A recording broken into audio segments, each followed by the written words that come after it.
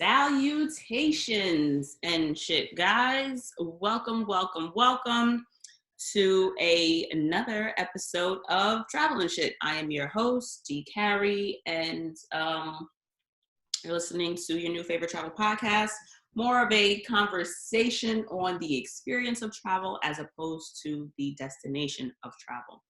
So, if you're watching on the YouTubes, welcome back to my house. We are still not out of the Corona world. So just a heads up, if 3 years from now you are binging, relevant time, it's where niggas is at, okay? We're trying to mentally keep ourselves sane for those of us that travel often. I know that we are in our minds feeling trapped. I need to be on a plane. I want to go someplace. However, I am not exactly excited to jump back on anybody's large public bus, if you will. I, however, think that as a resident of these here United States of fuck America, that I will be doing a lot more local travel. I would much rather take a road trip to Detroit is the first place that came to mind versus getting on a plane. I'd rather deal with my own enclave of germs and then gradually immerse myself into public germs on a smaller public scale versus, like a bigger plane airport scale of germs. But those are my thoughts. So I hope you guys are all doing well wherever this episode finds you, etc., etc. Co-host still on deck, fluffy little top you see going on. That's my dog. That's Binksy, my now 12-year-old. Hey, raise the roof. There she goes. She's on it today. She usually just chills and doesn't do much, and today she wants to show out because I guess she knows her birthday was yesterday. But so happy birthday, Binksy. This way, I don't know what's going to happen post-corona. They may have a new set of headphones or something that your pet can wear.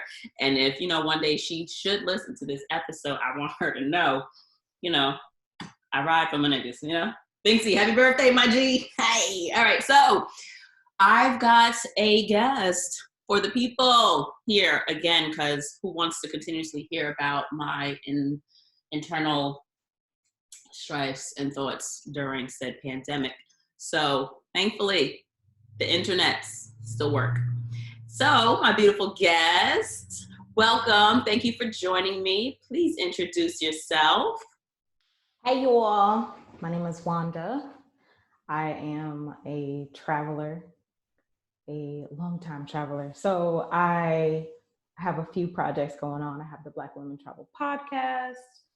I have a group for Black women digital nomad entrepreneurs, and I'm doing a conference called the International Black Women Travel Jubilee coming up this October, hopefully, in Kigali, Rwanda. Oof. That's who I am. That's what I do. So what type of travel do you generally do? Are you a solo travel? Oh, so apologies. And you know what? I forgot that this is supposed to be a new ongoing thing. Ready for this one? Okay. I like to ask everyone. Would you rather be a vampire, a witch, or a werewolf? Go. I would be a witch. Why?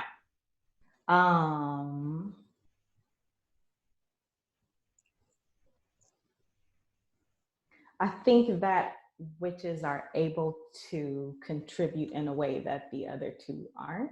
Ooh, okay. And so I think that's why. Because it could go either way, but the other two are just like life-taking, it seems like okay. Literally draining. Right. See, I was like, fuck everybody else. I want the power. Other people, okay. Show out. Be a good person. I'm not self-actualized. My chakras ain't aligned yet. They're not in line. I wasn't ready for that. So back to that happens when your back gets thrown out, them chakras. So what type of traveler are you? I do typically solo, slow travel. Yeah, when I was in the States, I would do like weekends here, weekends there. Sometimes I would travel like for conferences. I was doing music stuff. So like I enjoyed doing that. South by Southwest down in Tejas. I got out to the Bay, up to New York. Did some film stuff like in the Carolinas. Yeah. So just whatever time off I could get, I would just put in for that. And usually I would travel nationally first and then like take like a week or something and like go to, Jamaica. I think Jamaica was my very first international experience. That's typically what we do. We usually go to the Caribbean first. Puerto Rico or Mexico or something like that. So Someplace not too far, someplace you've heard yeah. of, someplace that you can kind of. Well, my silly ass decided to go to Martinique first. Oh, really? That was your first? So about that, the flight was cheap, but I guess that's why it ended up getting canceled. At the time, I had hair. Best friend, hey Courtney, she was braiding my hair, and I was doing the lean forward nod. She had like 7 stuff, and it's like 3:00 in the morning, and my phone rings, and I'm like, who called me 3:00 in the morning? I ain't answering the phone at 3:00. You know. No, but really, who's calling at 3:00? Okay, maybe I should answer. Turns out the flight was canceled. Something hit the plane while it was grounded. What? Couldn't leave. Wow. Or I guess when they had intended to leave or whatever, and they had some type of between like 2 hours of trying to call the airline and figure out what was going on. Their contingency plan would have had me taking a bus to Boston, flying out from Boston, and then getting there like a day later. And I'm like, that's too much. This is too much. So That's three much. right. So no. So canceled that. Finished my braids, went to sleep, woke up, and then I was like, Ma, like, what do I do? My options, I ended up look, because at that time, all I was familiar with was Expedia. Oh. And so the options I was looking at that seemed like cost effective was either Mexico or Bermuda. And my mom was just like, go to Bermuda. I loved it. You're going to have a great time. So I booked a trip and went to sleep. Next morning, I left to Bermuda. And it was colder than I was expecting. Like the highest it got was like 72. Every other day it was high 60s. So I thought that I was prepared, but I was like all in shorts. And that taught me to always bring like more than one pair of leggings, to have some jeans on deck and not just a bunch of like bikinis and stuff in your bag. Like you never know the weather is going to be. So I learned a lot that trip. And I also learned you don't need to book everything through Expedia, but everybody kind of dabbles into the waters of a beach. You're familiar with beaches, and like, for me, that was the one thing that I, in hindsight, can look back on and see that I was vacationing and not traveling. And it was a good time. There was, I have no regrets about the experience or whatever, but it, looking back on it, I can see that there is a big difference. So I would ask you, when do you think you began to travel instead of just vacationing? So that trip to Jamaica, like, just kind of touched something in me. It was at a like all inclusive resort. So like you were saying, it was more of a vacation than like traveling. But I went with a friend actually. So the friend and I, like, we booked our own place and like planned some time to be there. I think it was only like a week or something like that. But I took that and just tried to travel more and more. So I eventually like left my corporate job and went down to El Salvador. So I think that was like 2010. I think that's when I was really trying to like live abroad, not like take these little short trips, not try to get a job where I would travel more. I just wanted to go somewhere and experience the life there, experience the culture. Yeah, so that was about 2010. I don't remember the year of that first trip to Jamaica, but that's when I was trying to like experience more of a place because you need more time. I don't know. It's all kind of different travelers. Everybody's interested in different kinds of things, but to me, that meant something that way of travel meant something more to me because like that week wasn't cutting it. Like that Right. 1 week here, 1 week there. You have a really unique story, leaving corporate and I guess embarking upon passion, if you will. You know what I mean? Would you care to dip a toe for the peoples? My unique story. Mm-hmm. Have we talked about this? What you know about my? Okay. I'll be reading the things.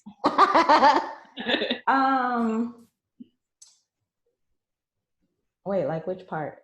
Like leaving corporate and then moving abroad and then coming back and then deciding like, you know. So yeah. Huh? And where are you now? I'm in Malaysia right now. Whoa. I don't know why I thought you were in like London or something, right? For some reason. No. And how did you end up in fucking Malaysia, bro? And how long have you been there? Okay, so I left the States again. Okay, so let's talk to me again. Sorry.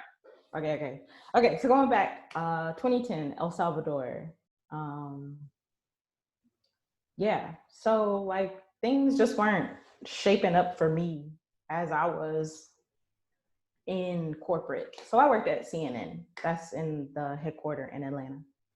I was there for about 5 years, and you know, I was a little hot shot or whatever doing what I did. So I got my first promotion after 6 months.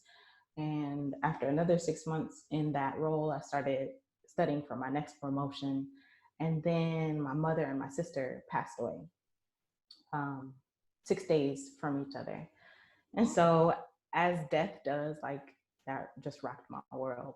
So I took some time off from work. And when I came back, like it was still just too soon. Like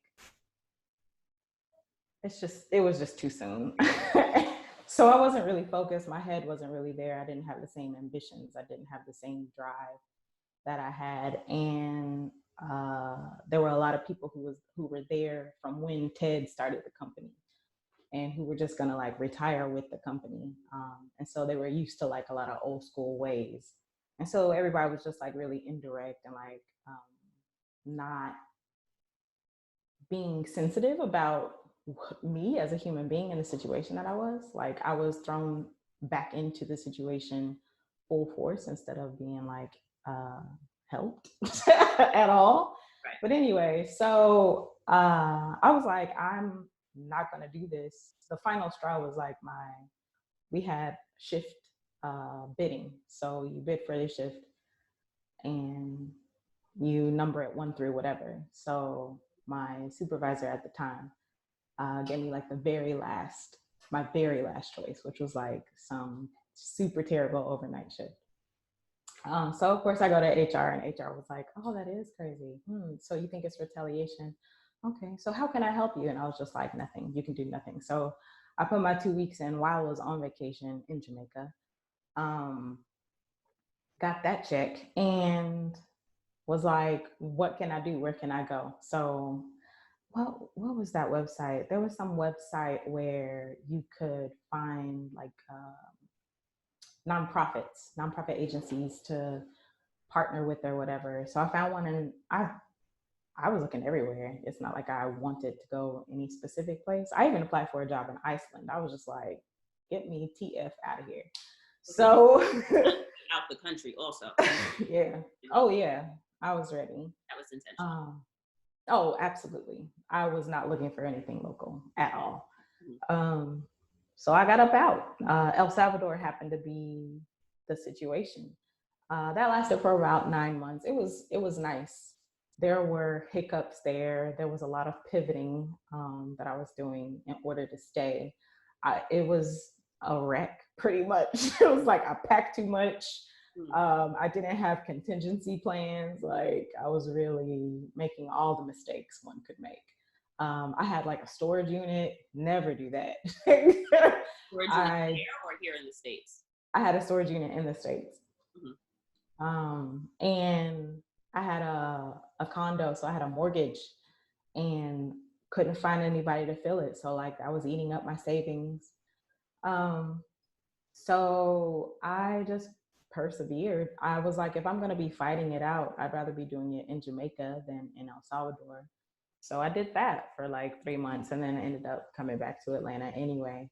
It just got to the point where it was like, you can pay to extend your visa or do like a visa run or whatever, or you can just go back. And it's like that gut point where you're engaged with your fear. It's like, well, what are you going to do? Are you going to do the secure thing, do the known thing? Or are you going to have some courage and like walk? So I did the known thing. I went back to Atlanta. Super depressing. It was terrible. I ended up working at like Starbucks and a movie theater, which I was like happy to get those jobs at the time because it was like really difficult to get a job. And I was like living in the most terrible places I've ever lived in my entire life. I didn't even know they existed in Atlanta, but they do.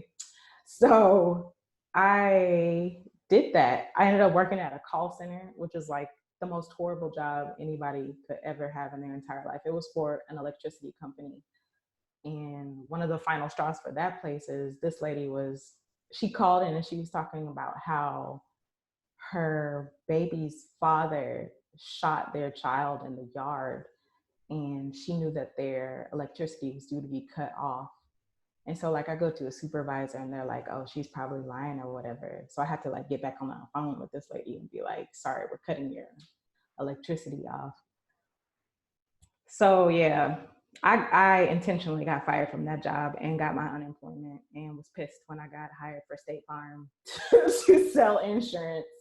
Um, but yeah, I moved on to that and I was like, this is it. I don't want to stay in Atlanta anymore. I was doing other stuff, music stuff, like I told you about, Hmm. to keep myself engaged. But I was just like, this isn't it. None of this is it. So I started saving and I saved aggressively and I got up out of there. So I left in 2016. So it's been 4 years, like 4 years and some change. It was like December 31st, 2015.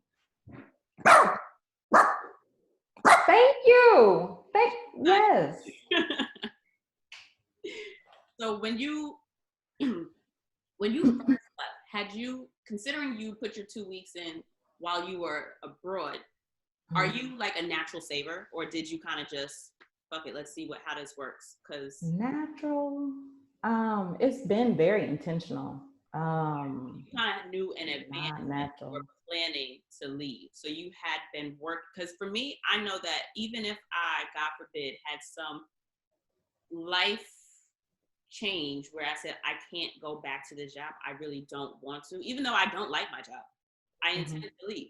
However, I know financially I don't have that option. Like I have to stay until I'm at a point where I can fiscally make those kinds of decisions.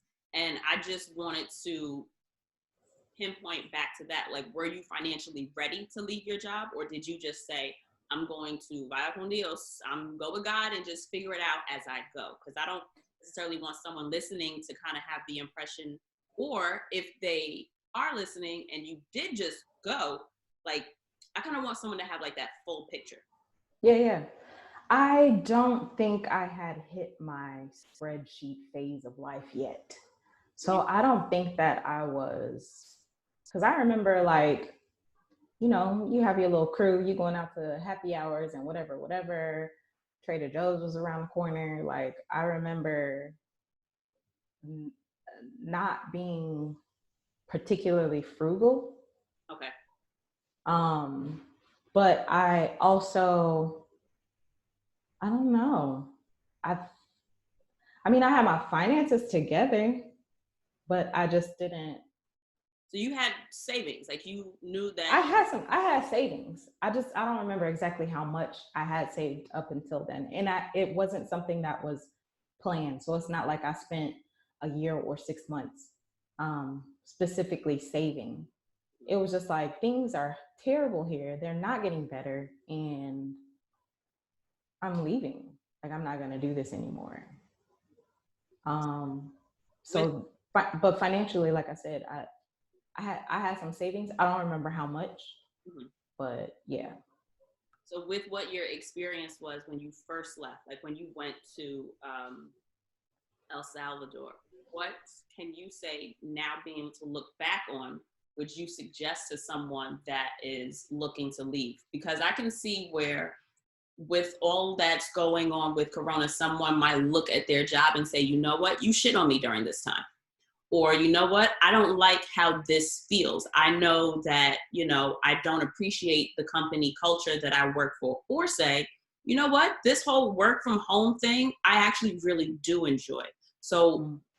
I think that this time that we're in right now can really be, like you said, a pivot for a lot of people, whether they're saying, no, I don't want to contribute to a company culture that treats their employees this way or their customers Mm-hmm. forever, or say this digital nomad thing actually might work for me.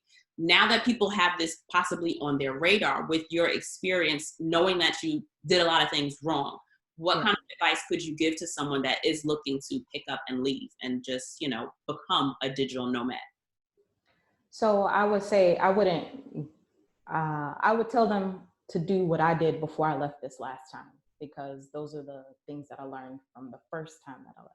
So when I left in 2016, I absolutely poured over all the blogs, financial independence blogs. You have the travelers, and the digital nomads. So I was just looking for whatever information I could get. What kind of gear, what kind of bag do I want? Because I didn't intend to travel with luggage. Like, I just wanted a couple bags. I wanted to travel light. What kind of clothes should I have in that bag? What kind of things like will be useful? It's like the 80-20 rule. Am I going to use 80% of these things, or am I going to use 20% of these things, but just like carry it around with me all the time? Which, like, it's really hard. It's really, really hard to pare down your things. Even traveling now, I cringe at packing. Although, I have my keys and everything. But aside from that, so what kind of bag, what kind of clothes, are they like quick to dry, stuff like that. I was looking over all the Amazon reviews for all kind of different products. A lot of them didn't end up serving me in the end because things just wear down. Mm-hmm. Like a pair of shoes that I bought, and I like looked for like comfortable travel shoes. Like, they broke down like the first day I had them. So I had to like go find just like a pair of New Balances that Right. were hideous. I hated those shoes.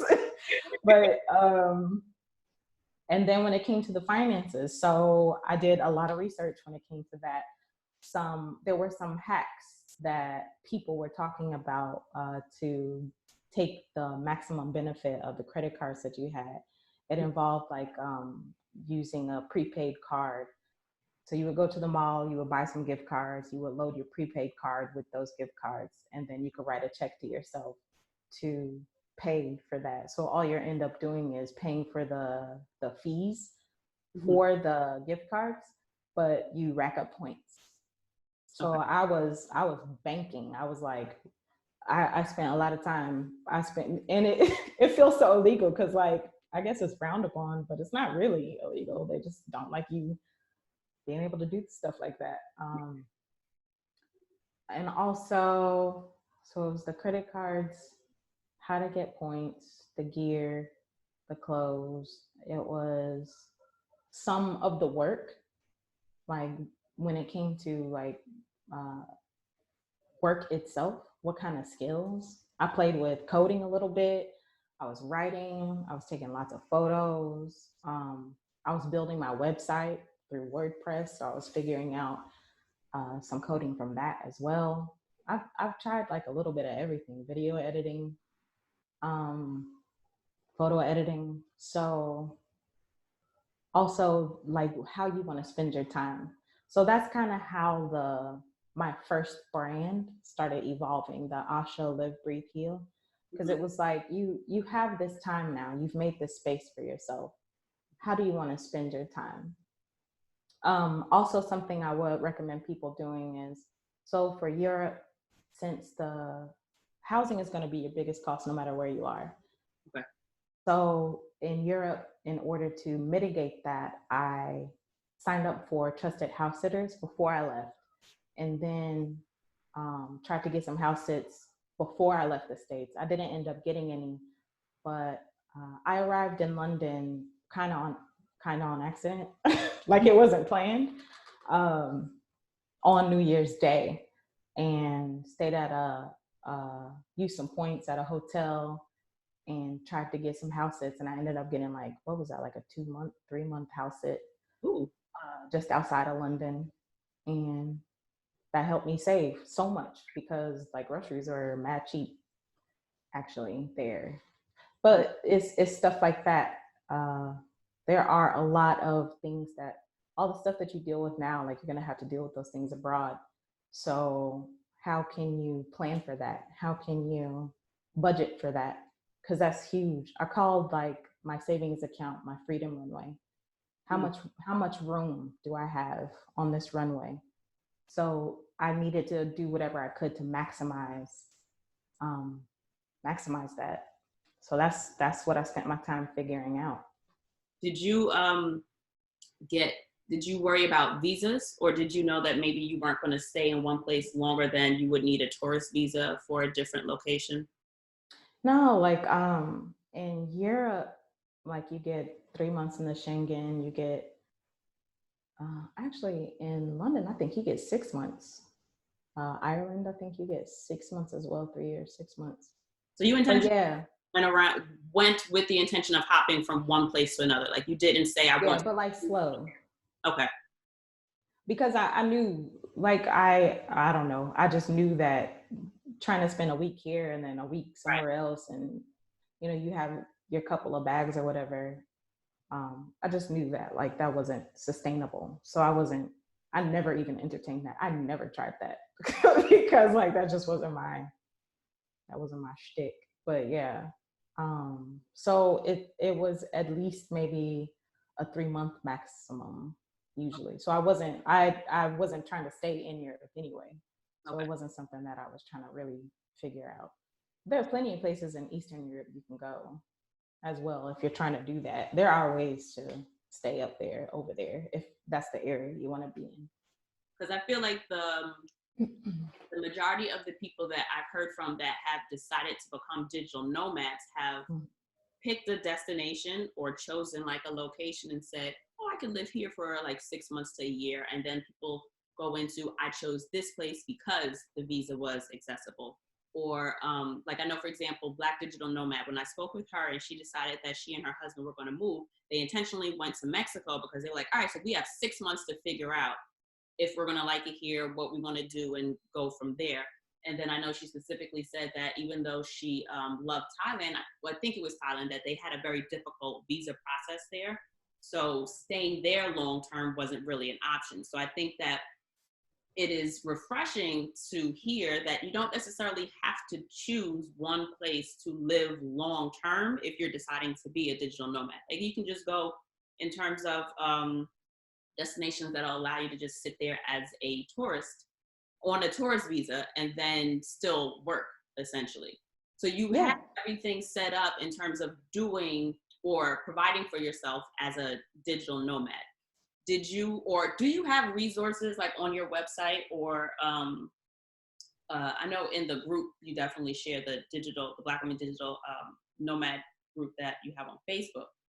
But do you have like a website or a place in particular where people can go and find out what different resources that you've used, or we're being able to use you as a reference for like, do you have places where people can go for the information if they're interested in doing that?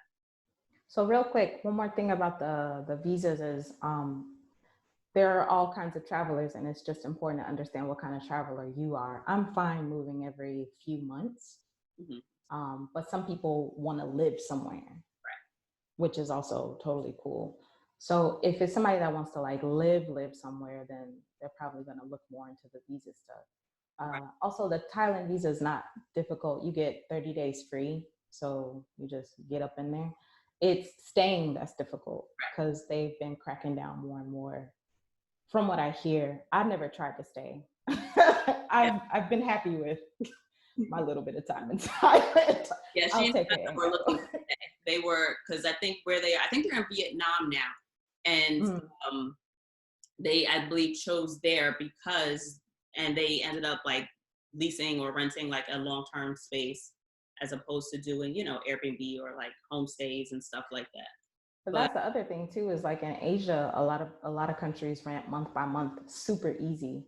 mm, I never tried it in Europe because I never had to, because I usually had house sits. But yeah, month to month, if you want, it's super super easy. And Vietnam does have like I lived in Vietnam for, what was that, like 9 months or something, but they have like a year visa that's really reasonable. It's just full of Vietnamese people is the only problem for about it for me. Otherwise, the scenery and the food are gorgeous. do you find yourself being more comfortable in the constant change? Like, do you find that you're more comfortable in change or in complacency? I'm more comfortable not being in America. I've found that out. Some places are easier to get around in, even if you don't know the language. Like, I don't know, if you're kind of a thinking person, you could figure stuff out, directions, how to order food, and so forth. So just as long as it's not America, like, yeah, I'm okay with most places. Mind move, because I mean, in terms of, because I've also found that the more, I don't want to say necessarily nomads, but the more that I speak to people who have lived in a lot of different places, I find that one constant is that they enjoy change. Like they kind of thrive in, all right, so I like, they thrive in the not necessarily needing things to remain the same. Like they do very well with, okay, yeah, so a year after we can move on. But at the same time, they also have, or they seem, from my experience of them, able to really appreciate um, faster relationships, like being able to meet people in a short amount of time and then, oh, you work for what my perception of a friend is, or I can value our bond or connection because I Yeah. understand things aren't forever. Not everything is forever, and some things don't necessarily need to be 13 years long or a 13-year experience for me to say, you know what, boom, this works. Yeah, just again, it depends on the type of traveler. Personally, it's not that I need change. Mhm. It's just nice to be somewhere comfortable, somewhere where food is easily accessible. You know, a beach or a park is easily accessible. Those are the privileges that come with this type of lifestyle. If you build it out like that, you have more of a choice of what you surround yourself with. Um, So I don't think it's necessarily that need to like constantly be on the go. It can be very, I guess, like uprooting. It can be very, I don't know the word, disorienting if you don't have a community.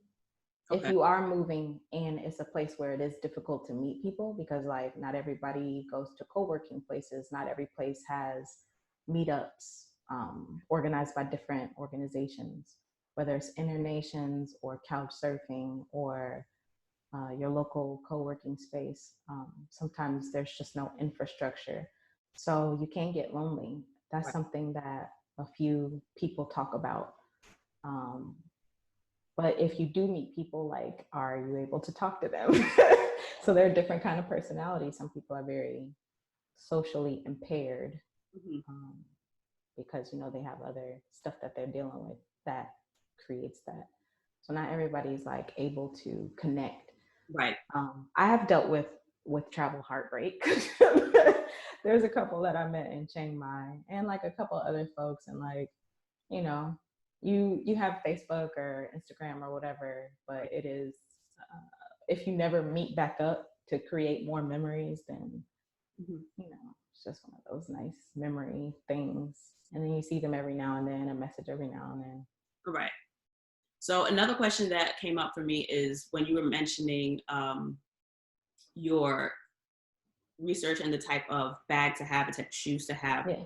What do you, in your experience, what has the difference been for, I guess, preparing to travel for like vacation or short-term travel versus long-term travel? Because I've never had to consider long-term travel because I get an hour off basically at a time from work. So I find that distinction is pretty fucking interesting. And I think that if you were looking to do the nomad route, that would easily be something I would fuck up.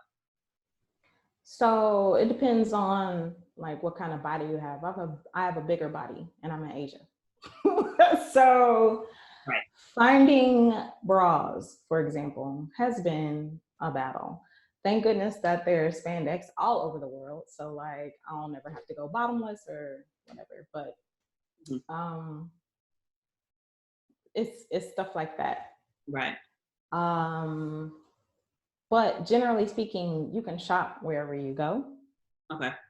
And if you have people who actually love you, maybe they'll ship you stuff or come visit you or meet you somewhere along the road.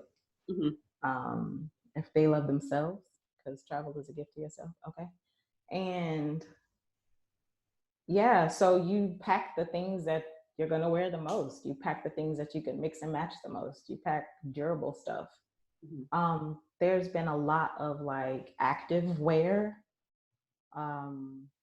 like technology, right, that's been developed. It was developing back when I left. I'm sure it was developed before I was researching it, and I'm sure it's like well developed now.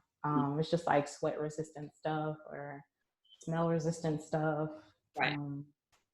Yeah. So you just some of that can be pretty pricey though. So if you just like get really cute workout clothes, or it depends on what your style is. And when I start feeling raggedy, you know, just go to the store, pick up something, let something go. So from your experiences, what would be something that you would want to leave with travelers? Leave with travelers. A message from the Wanda brand, like what would you encapsulate into a, you know what, don't forget this? I guess I would say, as dope as travel is, you take yourself where you go. So whatever you're dealing with, whoever you are in this moment right now, you're taking that person on the road with you too. That could be great and that could be not so great. And give yourself the grace and the space and the tools in order to manage yourself as you go. Because a lot of things can happen, things you are aware and things that you're unaware, that you're just like, I never thought that would happen to me, especially abroad or what have you. And that could be great and that could be not so great. So I would say like build yourself mentally, build yourself emotionally. So yeah, that's what I would say. Okay. So what type of resources would you be able to direct people to if they are considering leaving abroad, whether they be like a website or your podcast or other influencers that you can think of that, you know, somebody might say, well, you know what, this person is good for maybe like financial, putting your stuff in order and stuff like that. And the sort, they're like the well, you said word. So he said financial. So it's all right. Resource wise, sorry. then I said it. She's like, not on my watch. Stacey, please. Must be the money. Go ahead. I'm sorry. No, it's fine. I'm still building out a website for the Black Women Digital Nomad Entrepreneurs, but you could join the group on Facebook if you fit the criteria, being a Black woman. That's mainly it. There's a lot of women in there trying to figure it out, especially the financial part. So I often like post jobs in there, but I'm working on a well-rounded resource for that. Other than that, I mean, you can listen to the podcast. You could hear other women's stories of taking themselves on the road with their jobs or as nomads and trying to figure their businesses out. And then you can also just come to the conference in October in Kigali, Rwanda, because that will be for Black women travel content creators and digital nomads. So we're going to be there knucking and bucking. Right. Each one teach one. But yeah, once I get the website built out, I'll announce it in a group first. I'll also have like email lists and stuff like that. So get in where you fit in. That's what I would say in the Black women travel universe. So where can people find you if they want to reach out to you directly and ask you some questions, or if they have a difficult time for some reason finding the group or whatever? Okay. Yes, you can hit me up on the Black Women Travel podcast social. It's BWT Pod everywhere, Instagram, Twitter, and Facebook. So I monitor that account the most. I love Twitter, so holla at me if you're on Twitter. Instagram is okay. She cute. And Facebook, yeah. But yes, that's where you can find me. That's where you can connect. And if you need to connect, otherwise I can send you whichever way you're trying to go. So thank you so much for joining me, Wanda. Thank you. I appreciate your expertise. And I'm hoping that you stay safe and well and enjoying Malaysia. How do you feel? What is the corona situation like out there? Has there been any limitations on like where you can go, what you can do? Oh yeah, I just got kicked off the beach today. I took a risk. It's called a movement control order. So they put that in effect, 2 weeks ago? Wow. So no flights, no nothing, no in, no out. Stay in your house type of situation. Okay. So yeah, I tried to sneak off to the beach today, and the popo rolled up. Yeah, they was like, turn that right around. But not today. So yeah, that's what it's like. There are quite a few cases in Malaysia in general, not necessarily the island where I am, but yeah, they're just trying to get a strangle on it like everywhere else. Trying to choke that hoe out. Well, stay safe, sis. Be well. Enjoy the good weather. And thank you very much. And Thank you. Guys, hit up Wanda. You know better than I do about the digital nomad. Thank you, my dear. Be well. Take care. Thank you. Bye. Bye.